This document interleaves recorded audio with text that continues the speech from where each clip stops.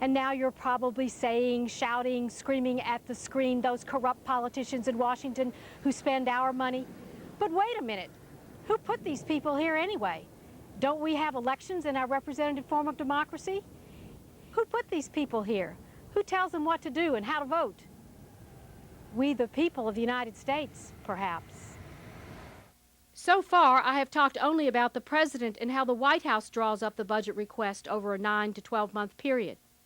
Because of the design of our government outlined in the Constitution, the budget request made by the executive branch must be approved and funded by the legislative branch on Capitol Hill. Yes, there are 540 lawmakers on Capitol Hill, whom many believe to be totally out of touch with the American people. Funny thing when you think about it, though, maybe they truly are in touch with the people, since more than 50% of the budget goes as direct payments to individuals. We've looked at the budget request formulation made by the President with the staff support of all these agencies, and in early February of each year, it lands on the doorstep of the United States Capitol. Now, Congress has from February to September 30th each year to deliberate on this request. The Constitution specifically calls for Congress to be the revenue-raising branch of our government. By revenue-raising, we mean taxing, power over the national purse, the nation's checkbook. You see, the people who wrote the Constitution did not want too much power residing in any one branch of our government. So, to remind you again, the President, as leader of the executive branch, must ask for money to run the government. He must make his request to Congress, the legislative branch, elected by the people, and held directly accountable for the taxpayers' money. One other reminder before we go any further. Ours is a representative form of democracy. The 440 representatives in the House and the 100 senators are first and foremost accountable to the voters from the states and districts where they were elected. Often these special local interests have a great deal of influence over the national budget.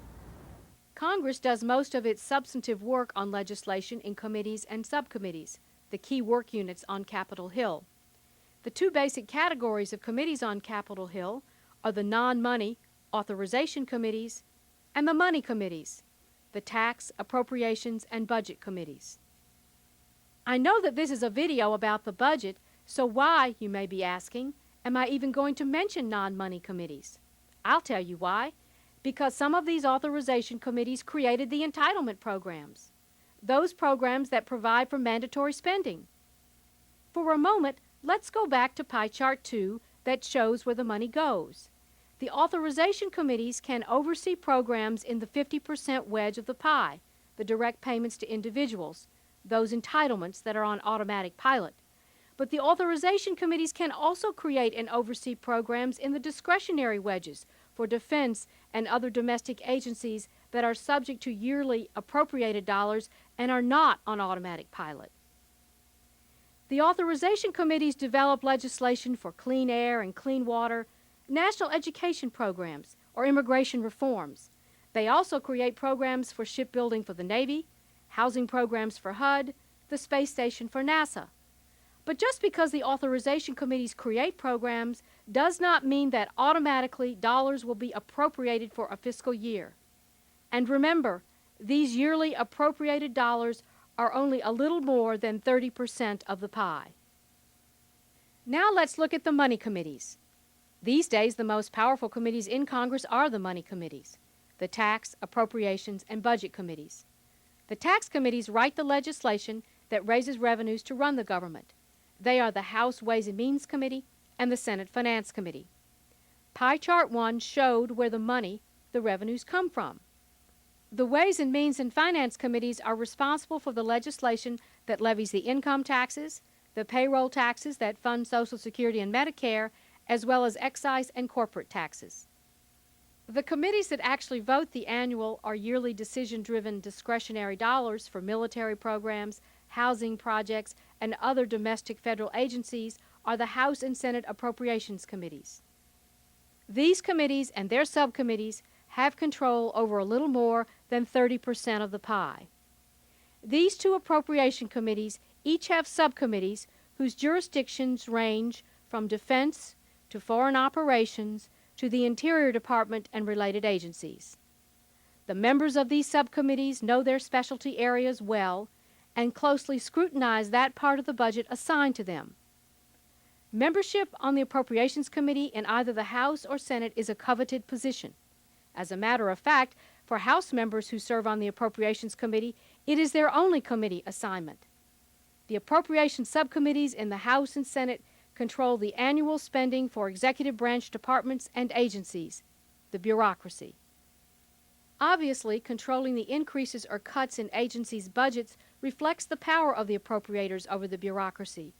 But the Appropriations Committees, along with their subcommittees, also control the annual spending for projects and programs that may be located in the representatives' districts or senators' states, programs and projects that the executive branch must implement if written into the law. Hearing from their constituents about a need, examples such as a research lab for the major state university in a state, a new visitor center at the only national park in a representative's district, the interconnector road for the interstate highway bypass in a state where both the incumbent senator and the representative are facing tough re-elections, the appropriators try to accommodate the needs of their fellow politicians. After all, taking care of the people back home, the voters, drives much of the work of Congress. The other money committees involved in the process are the House and Senate budget committees. Their job is to provide a blueprint, an outline for the next year's budget, by setting targets for the spending contained in the President's budget request through a budget resolution. In the early 1970s, Congress felt that it was not asserting a strong enough constitutional role over the national purse.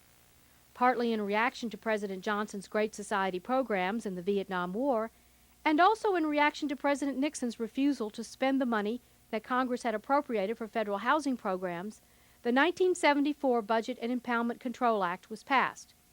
With this new budget process, Congress hoped to give itself more time to consider the national budget by extending the fiscal year from July 1st to October 1st. It created the Congressional Budget Office to have its own staff of budget experts. It also created budget committees in the House and Senate whose purpose would be to oversee annually the total budget effort by looking at the taxes raised, the money Congress wanted to appropriate that year, and the entitlements. And finally, the bill called for a timetable, a process, which provided a series of deadlines for the lawmakers to work by in their consideration of the budget. As deficits grew in the 1980s because of reduced taxes, the defense buildup, and the automatic spending for entitlements, Congress amended the 1974 Budget Act in an effort to force cuts to reduce the budget. Even with these amendments, known as the Graham-Rudman-Hollings Act, the deficit for a fiscal year was never reduced to zero by 1991 as originally projected. In a further effort to get a handle on the growing deficits, Congress and the White House met over the summer months in 1990. They finally agreed to a Budget Enforcement Act that raised taxes but also capped the spending for 5 years. Now, if you were one of the politicians involved in this group and looked at the largest part of the budget, wouldn't you want to cap it, control that spending for 5 years to get the federal government's fiscal house in order? But what was the largest part of the budget then and remains so today? The entitlements. And did they cap those entitlements that year? Those direct payments to individuals, many of whom vote? No, they capped the discretionary spending, the appropriated part of the budget. As an American citizen, you're probably saying, those weak politicians who've sold out to the special interests, who do not have the courage to make the hard decisions. But wait a minute, many of you receive entitlements. Medicare, Social Security, farm subsidies, student loans, low grazing fees. Being in touch with you, representing you, they saved your benefits one more time. Now let's take a closer look at the congressional budget process currently in place. As I have already said, every February the President, the Chief Executive of the nation, sends a budget request for the next fiscal year to Capitol Hill for congressional approval. The budget timetable calls for all congressional committees to report to the House and Senate budget committees within 6 weeks of the President's budget submission. The committees hold hearings which result in reports that contain their reactions to the President's budget. These committees note undesirable cuts or desired increases and inform the budget committees in their respective houses within 6 weeks of the President's budget submission. After receiving these reports, and by April 15th, the budget committees in both the House and Senate consider the revenues for the next fiscal year as well as the proposed expenditures. With these revenues and expenditures in mind, the Budget Committee set spending targets for the Authorization, Appropriation, and Tax Committees to work toward over the summer. By April 15th, the concurrent budget resolution or blueprint for the next fiscal year's budget is to be agreed to by both the House and the Senate. In addition to the spending targets, this resolution may also contain instructions that call for cuts in budget authority. These cuts are made by the Authorization or Programmatic Committees in both the House and the Senate. Remember, these authorizing committees are the committees that could change the formulas for the entitlement programs if so instructed by the budget committees. Efforts to follow the instructions of the budget committees could change the formulas for the entitlement programs to match the targets set by the budget committee's blueprint for spending. This reconciliation of formulas for entitlements should be agreed to by the House and Senate by June 15th. Over the summer, the Authorization, Appropriation, and Tax Committees work on their bills with these targets in mind. The budget timetable calls for all appropriation bills to be passed in the House by June 30th. This gives the Senate the remainder of the summer to consider the legislation. Differences between the House and Senate versions of the bills are worked out in conference committees, with the goal being to pass all funding bills by October 1st, the beginning of the fiscal year. Since the passage of the Budget Act of 1974, Congress has passed all of the appropriations bills by October 1st, the start of the new fiscal year, less than a half a dozen times. For the beginning of most fiscal years, the federal government has had to operate on continuing resolutions, those legislative measures that provide dollars for federal agencies for a stated period of time until their agencies' appropriation bills are passed. In recent years, when appropriation bills have not been completed by October 1st, the continuing resolution has funded agencies for the next fiscal year at whatever level the House and Senate had negotiated by October 1st. Thus, the government continues to be funded. As we begin the 21st century, the United States of America continues to provide the best standard of living for the average person of just about any other place in the world. Much of this progress has been made through actions of your government, a government that was outlined in the Constitution over 200 years ago. The business in Washington doesn't happen in a vacuum. The politicians on Capitol Hill and in the White House work for you and are accountable to you for your tax dollars. Do not ever forget that the government belongs to you, for the Constitution begins with the words, "We the people of the United States."